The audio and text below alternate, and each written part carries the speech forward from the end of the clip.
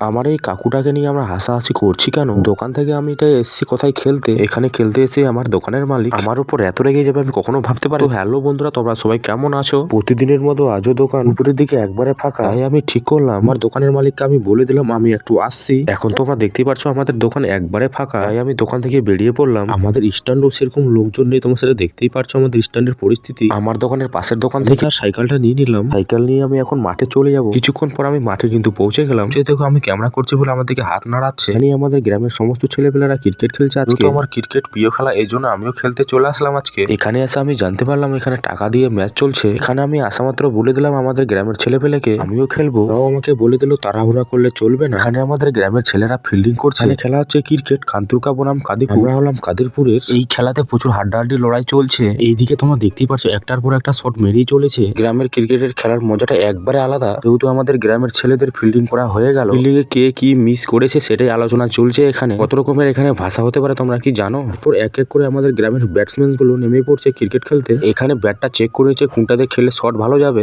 এটা হলো আমাদের দলের ক্যাপ্টেন। এরপরে আমি নামবো, এই জন্য আমি ভালোভাবে প্র্যাকটিস করে নিচ্ছি। কোনো বলে আমি ছাড়বো না, প্রত্যেকটা বলে 4-6 বন্যা ছুড়ে দেবো। এর জন্য প্যাড নিয়ে ভালোভাবে প্র্যাকটিসটা করে নিচ্ছি। আমি এখানে দোকান থেকে এসেছি, এটা খুব একটা ভয় ভয় লাগছে। কখন মালিক ফোন করে দেয় আমি তখনই আমাকে যেতে হবে এখান থেকে। ক্যাপ্টেন আমাকে বলে দিল তোকে এরপর নামতে হবে, তুই ভালোভাবে রেডি হয়ে নে। তাই আমি হাতে করে ব্যাটটা নিয়ে রেডি হয়ে আছি, কখন নামবো।